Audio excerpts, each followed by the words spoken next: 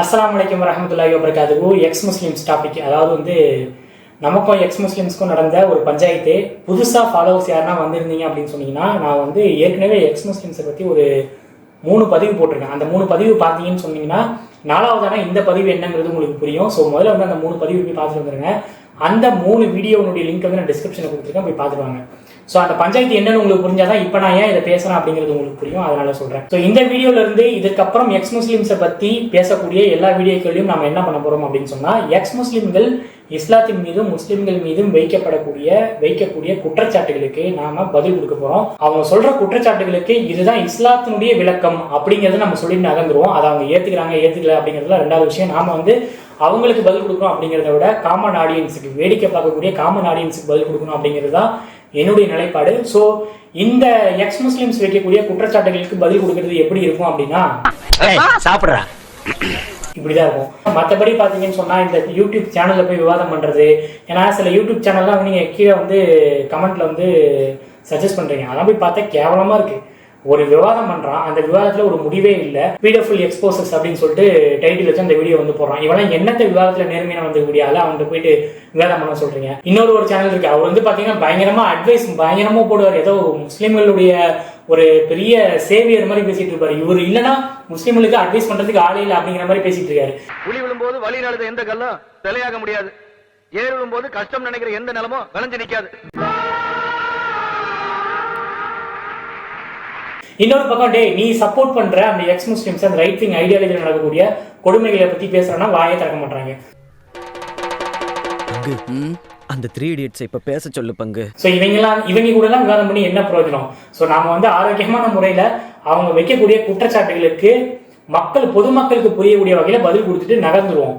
மக்கள் வந்து முடிவு பண்ணிக்கிட்டோம் எது சரியான கருத்து அப்படிங்கிறத. ஸோ அந்த வகையில பாத்தீங்கன்னா, இன்னைக்கு நாம எந்த டாபிக் பத்தி பார்க்க போறோம் அப்படின்னா, இஸ்லாத்தை விட்டு வெளியேறினால், மதம் மாறினால் மரண தண்டனை அப்படிங்கிற அந்த ஒரு கருத்து வந்து இன்னைக்கு பொதுவா உலகம் ஃபுல்லாவே வந்து இந்த எக்ஸ் முஸ்லிம்ஸ்னாலையும் ரைட் விங் ஐடியாலஜி பேசக்கூடிய மக்கள்னாலையும் பரப்பப்படுது. அது உண்மைதானா? அதனுடைய உண்மையான விளக்கம் என்ன அப்படிங்கிறத இந்த வீடியோல பார்ப்போம். ஸோ முதல்ல நாம ஒரு விஷயத்தை புரிஞ்சுக்கணும். இஸ்லாத்தினுடைய அறநெறி ஆன்மீக கட்டமைப்புல யாரையுமே நாம வந்து கட்டாயப்படுத்தி இஸ்லாத்துல இருக்க வைக்க முடியாது. இஸ்லாத்தினுடைய வணக்க வழிபாடுகளும் சரி, இஸ்லாத்தினுடைய போதனைகளும் சரி, எல்லாமே பார்த்தீங்கன்னா தனிநபர் உள்ளம் அடிபணியக்கூடிய அளவுல இருக்கும். நீங்க ஒருத்தரை கட்டாயப்படுத்தி இஸ்லாத்துல இருக்க வச்சாலும் அவங்க உள்ளம் அடிபணிஞ்சு அந்த வழிபாடுகளையும் அந்த சப்மிஷனையும் செஞ்சாதான் அது வந்து பிரயோஜனமா இருக்கும். ஸோ இஸ்லாத்தினுடைய ஆன்மீக அடிப்படையில நீங்க வந்து இறை நம்பிக்கையை கட்டாயப்படுத்த முடியாது. இதைதான் வந்து குர்ஆனுடைய 2வது அத்தியாயத்துல அல்லாஹ் குர்ஆன்ல சொல்லும் போது, மார்க்கத்துல எந்த ஒரு நிர்பந்தமும் கிடையாது, எந்த ஒரு கட்டாயமும் கிடையாது அப்படின்னு சொல்லிட்டு அல்லாஹ் குறிப்பிடுவான். ஸோ நிர்பந்தம் கிடையாது, கட்டாயம் கிடையாது அப்படின்னு இங்க அல்லாஹ் குறிப்பிடும் போது, எந்த ஒரு மனிதரும் இஸ்லாத்தை நிராகரிக்கவும் அல்லது ஏற்றுக்கொள்வதும் அவருடைய தனிப்பட்ட விருப்பம் சார்ந்த ஒரு விஷயமா மாறிடும். அப்போ இஸ்லாத்தை விட்டு வெளியேறினால் மரண தண்டனை அப்படிங்கிற இந்த கருத்து எங்க உருவாச்சு?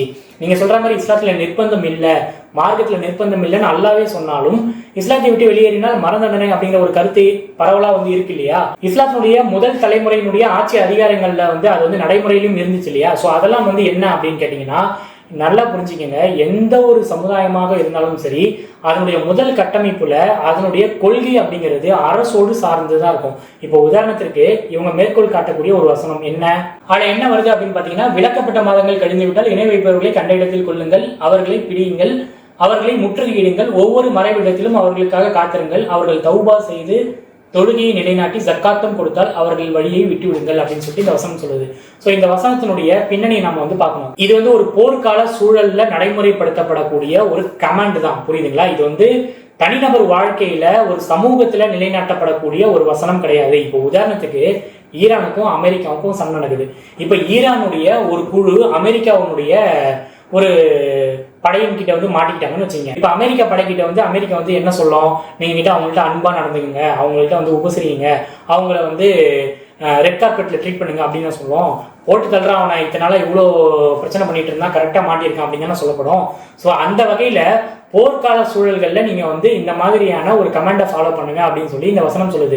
இந்த எக்ஸ் முஸ்லிம்ஸ் என்ன பண்றாங்கன்னு சொன்னா, இந்த போர்க்கால சூழல்ல நடைமுறைப்படுத்தப்பட வேண்டிய இந்த வசனத்தை தூக்கிட்டு வந்து சமூகத்துல அமைதியா வாழ்ந்துட்டு இருக்கக்கூடிய மக்கள் மத்தியில தனிநபர் வாழ்க்கையில வந்து பொருத்தி இஸ்லாத்தை விட்டு வெளியேறி ஒருத்தர் போயிட்டாங்கன்னு சொன்னா அவங்களை எல்லாம் கொலை செஞ்சிடணும்னு இந்த வசனம் வந்து கட்டளையிடுது அப்படின்னு சொல்லிட்டு சொல்றாங்க. அதாவது இந்த வசனத்தை பொறுத்த வரைக்கும் தனிநபர் வாழ்க்கையில, போர் வீரராக இல்லாத தனிநபர் வாழ்க்கையில இந்த வசனம் எந்த ஒரு பிரயோஜனமே தராது அவருடைய வாழ்க்கை ஃபுல்லாவே. ஆனா இந்த மாதிரியான வசனங்களை கொண்டு வந்து இது வந்து இஸ்லாம் சொல்லக்கூடிய முஸ்லிம் அல்லாதவர்கள் மீது நடைமுறைப்படுத்தக்கூடிய கமாண்டாக இவங்க வந்து பயன்படுத்துறாங்க. இது வந்து முற்றிலும் தவறான ஒரு வாதம். இந்த வாதத்தை நாம மறுக்கிறோம். நாம இதுக்கு பதில் என்ன சொல்றோம் அப்படின்னு பாத்தீங்கன்னா, இந்த மாதிரியான கட்டளைகள் இஸ்லாத்துல மட்டும் கிடையாது, கிறிஸ்தவத்துல இருக்கு, இந்து மதத்தினுடைய வேத நூல்கள்ல இருக்கு. நான் இப்போ உங்களுக்கு அதுக்கான ஆதாரமே காட்டுறேன். இப்போ உதாரணத்துக்கு பைபிளுடைய உபாகமம் 13வது அதிகாரத்தை நீங்க படிச்சீங்கன்னு சொன்னா அதுல வந்து 12ல இருந்து 16வது வசனம் என்ன சொல்லுது? ஒரு பட்டணத்து மக்கள் அந்நிய தேவர்களை வணங்குகிறார்கள் என்று தெரிந்தால் அதை தீர விசாரிக்க வேண்டும். அது உண்மையானால் அந்த பட்டணத்தின் குடிகளை பட்டய கருக்கினால் வாளால் கொன்று அங்கிருந்த கால்நடைகளையும் பொருட்களையும் தீட்டி எரித்து அந்த ஊரை ஒருபோதும் கட்டப்படக்கூடாத பாழான மேலாக்க வேண்டும் அப்படின்னு சொல்லிட்டு இந்த வசனம் சொல்லுது. இப்போ குரானுடைய அந்த வசனம் என்ன சொல்லுது? போர்க்களங்கள்ல இணை வைப்பாளர்களை நீங்க வந்து கரிசனம் காட்டாதீங்க, கண்ட இடங்கள்ல கொள்ளுங்க அப்படின்னு சொல்லி போர்க்காலங்கள்ல சொல்லுது. ஆனா இந்த வசனம் என்ன சொல்லுதுன்னா, ஒரு சமூகம் அவங்க பாட்டு அவங்க மத வழிபாட்டின் அடிப்படையில் வாழ்ந்துட்டு இருக்காங்க. ஆனா நீங்க போய் அவங்ககிட்ட போய் செக் பண்ணுங்க, அவங்க வந்து ஒரே ஜீவனை தான் வணங்குறாங்களா அப்படிங்கிற போய் செக் பண்ணுங்க. அப்படி வணங்கலன்னு சொன்னா நல்லா தீட்டி எரிச்சு சூடா இருக்கக்கூடிய வாளால அவங்க வந்து கொல்லுங்க, கொன்று அவங்களுக்கு மத்தியில ஒரே தெய்வ வழிபாட்டை வந்து ஏற்படுத்துங்க அப்படின்னு சொல்லிட்டு பைபிள் சொல்லுது. இப்போ பைபிளினுடைய இந்த வசனத்தை நான் மேற்கோள் காட்டி கிறிஸ்தவர்கள் எல்லாரும் வந்து இந்த மாதிரி கிறிஸ்தவர்கள் அல்லாதவர்கள் மீது இந்த கட்டளையை இந்த பைபிள் ஃபாலோ பண்ண சொல்லுது, கட்டளையிடுது அப்படின்னு நான் சொன்னா நீங்க ஏத்துப்பீங்களா? இதே உபாகமம் அதிகாரத்துல 17வது அத்தியாயம் வந்து என்ன சொல்லுது அப்படின்னு பாருங்க. ஒரு புருஷனோ அல்லது ஸ்திரீயோ அந்நிய தேவர்களையோ சூரியன் சந்திரன் போன்ற வான சேனைகளையோ வணங்கியது சாட்சிகளுடன் உறுதிப்படுத்தப்பட்டால் அவர்கள் ஊர் வாசலுக்கு கொண்டு வரப்பட்டு கல்லெறிந்து கொல்லப்பட வேண்டும் அப்படின்னு சொல்லிட்டு சொல்லுது. சோ இந்த கட்டளைகளை எல்லாம் வந்து கிறிஸ்தவர்கள் அல்லாதவர்கள் மீது நடைமுறைப்படுத்துறதுக்காக பைபிள் இப்படிலாம் சொல்லுது அப்படிங்கிற ஒரு நரேட்டிவ் வந்து நான் செட் பண்ணேன்னு சொன்னா நீங்க அதை அக்செப்ட் பண்ணுவீங்களா? அக்செப்ட் பண்ண மாட்டீங்களா? அப்போ இஸ்லாத்தின் மீது மட்டும் தொடர்ந்து நீங்க இந்த மாதிரியான தவறான பொருள் தரக்கூடிய விளக்கங்களை செட் பண்ணி மக்கள் மத்தியில் ஒரு தவறான பார்வையை ஏற்படுத்த முயற்சிக்கிறது எந்த விதத்துல நியாயம் அப்படிங்கிறது என்னுடைய கேள்வி. சரி, இப்ப நம்ம பேக் டு தி டாபிக் வருவோம். முதல் தலைமுறையில வந்து சில இடங்கள்ல வந்து இஸ்லாத்தை விட்டு வெளியேறியவர்களுக்கு மரண தண்டனை அளிக்கப்பட்டுச்சு. அதற்கு காரணம் என்ன அப்படின்னு சொன்னா, அந்த நேரங்கள்ல மதமும் அரசும் ஒன்றிணைஞ்சதாக இருந்தது. அந்த டைம்ல மத துறப்பு அப்படிங்கிறது அரசிற்கு செய்யப்படக்கூடிய துரோகமாக இருந்தது. இப்ப நான் இதை உங்களுக்கு விளக்கணும் அப்படின்னா எனக்கு வந்து ஒரு திரைப்பட காட்சியை வந்து உங்களுக்கு காட்டணும்னு நான் விரும்புறேன். என்னன்னு சொன்னா, பாகுபலி படத்துல வந்து இந்த சீன் நீங்க எடுத்துங்க. இந்த சீன்ல வந்து பாத்தீங்கன்னு சொன்னா காலகியர்களுக்கு யார் தகவல் கொடுப்பாங்கன்னு சொன்னா இந்த நபர் தான் தகவல் கொடுப்பாரு. இவர் யாருன்னா மகிழ்மதி அரசனுடைய நம்பிக்கைக்குரிய ஒரு நபரா இருப்பாரு. இவர் வந்து அந்த கொள்கையிலிருந்து வெளியில போய் காலகியர்களுக்கு தகவல் கொடுத்து அவங்க படை திரட்டி வருவாங்க. சோ அதனால அவருக்கு அந்த இடத்துல போர்க்களத்திலேயே பாத்தீங்கன்னு சொன்னா மரண தண்டனை வந்து வழங்கப்படும். இதை நீங்க சரியா புரிஞ்சுக்கணும்னு சொன்னா, நபி ஸல்லல்லாஹு அலைஹி வஸல்லம் அவர்களுக்கு பின்பு ஆட்சி கட்டளையில் அமர்ந்த அபூபக்கர் ரலியல்லாஹு அவர்களுடைய ஆட்சி காலத்துல நடந்த நிறைய விஷயங்களை நீங்க பார்க்கணும். அந்த டைம்ல பாத்தீங்கன்னு சொன்னா இஸ்லாத்தை விட்டு ஒரு கூட்டம் வெளியேறியது. சிலர் வந்து தன்னை நபியாக வந்து கிளைம் பண்ணாங்க. சிலர் வந்து இஸ்லாத்தினுடைய சில போதனைகளை நாங்க பின்பற்ற மாட்டோம் அப்படின்னு சொல்லிட்டு மறுத்தாங்க. சிலர் வந்து ஜக்காத் சிஸ்டம், அதாவது டாக்ஸ் கொடுக்க மாட்டோம் அப்படின்னு சொல்லிட்டு மறுத்தாங்க. ஸோ இது எல்லாமே பாத்தீங்கன்னா அரசாங்கத்தினுடைய ஒரு அங்கமாக இருந்த விஷயங்களை வந்து இவங்க டைரக்டா வந்து மறுக்கிறாங்க. இப்போ உதாரணத்துக்கு சொல்லணும்னு சொன்னா, ஜிஎஸ்டி நான் இனிமேல் வந்து நான் நல்லா வியாபாரம் பண்ணுவேன், எனக்கு வந்து நல்ல லாபம் கிடைக்குது, ஆனா நான் இந்தியாவுக்கு ஜிஎஸ்டி கட்ட மாட்டேன் அப்படின்னு சொன்னா இந்திய அரசு அவர் மேல என்ன நடவடிக்கை இருக்குமோ அதைத்தான் அந்த இடத்துல அபூபக்கர் ரலியல்லாஹு அவர்கள் வந்து எடுத்தாங்க. சோ இது இந்த இடத்துல பாத்தீங்கன்னா மதமும் அரசும் ஒன்றிணைஞ்சதாக இருந்ததுனால அந்த மதத்தினுடைய கட்டளைகளை விட்டு ஒருத்தர் வெளியே போகும்போது அவர் வந்து அந்த அரசிற்கு துரோகம் செய்தவர்களாக பார்க்கப்பட்டார். அதனால அவர்களுக்கு வந்து மரண தண்டனை விதிக்கப்பட்டுச்சு. ஆனா அதற்கு அடுத்து வந்த ஆட்சியாளர்கள் எல்லாம் இந்த மாதிரி மதம் மாறி வெளியேறியவர்களுக்கான கட்டமைப்புகள் வந்து உருவாக்குனாங்க. இப்போ உதாரணத்திற்கு உமர் ரலியல்லாஹு அவங்க இருக்காங்க இல்லையா, அவங்களுடைய ஆட்சி காலத்துல பாத்தீங்கன்னு சொன்னா மதம் மாறி செல்பவர்களுக்கு கவுன்சிலிங் கொடுக்கறதுக்காக ஒரு துறை இருந்துச்சு.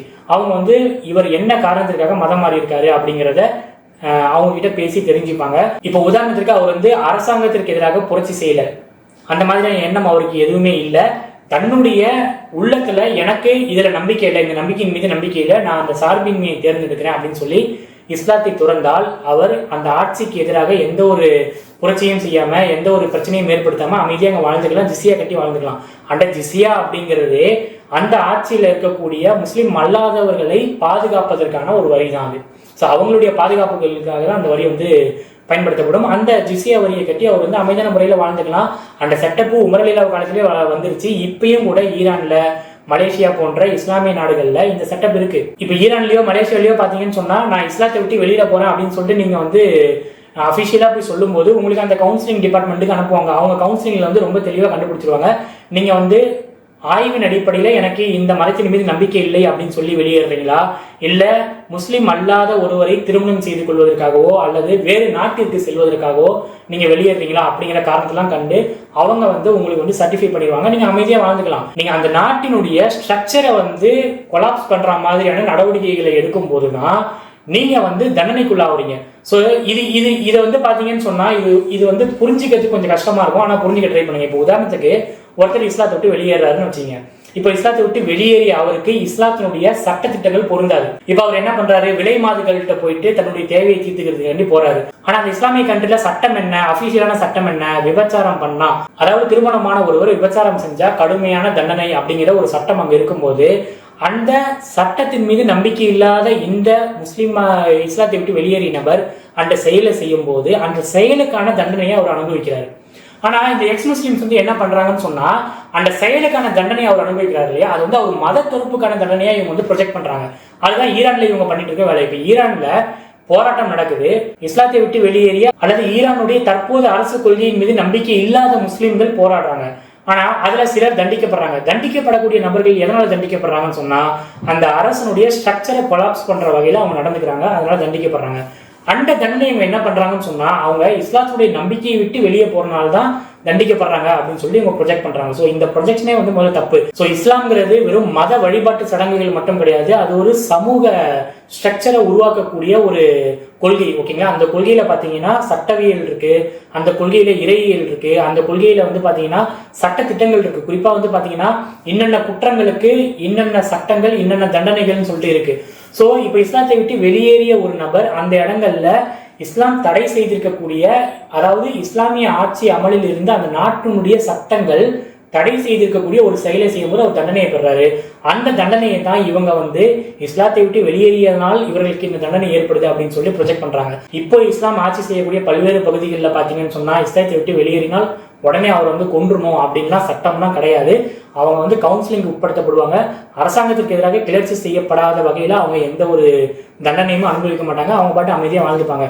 ஏன் சவுதியில எவ்வளவு இமாம்கள் ஜெயில இருக்காங்கன்னு தெரியுமா? அவங்களாம் இஸ்லாத்தை விட்டு வெளியேறியவர்கள் கிடையாது, அந்த அரசுக்கு எதிராக பேசினாங்க, அதனால ஜெயில இருக்காங்க. சோ எந்த ஒரு நாட்டினுடைய அரசாங்கமாக இருந்தாலும் சரி தன்னுடைய அந்த கொள்கைக்கு எதிராக தன்னுடைய நாட்டினுடைய அடிப்படை ஸ்ட்ரக்சரை குலைக்கக்கூடிய விதத்துல ஒருத்தர் குழப்பத்தை ஏற்படுத்துறாரு அப்படின்னு சொன்னா அவர் மீது கண்டிப்பாக சட்ட ரீதியான நடவடிக்கை எடுக்கதான் செய்யப்படும்.